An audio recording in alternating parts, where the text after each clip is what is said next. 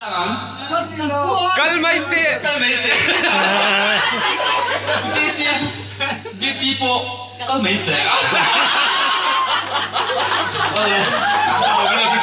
Đi thấu trên đi mà xe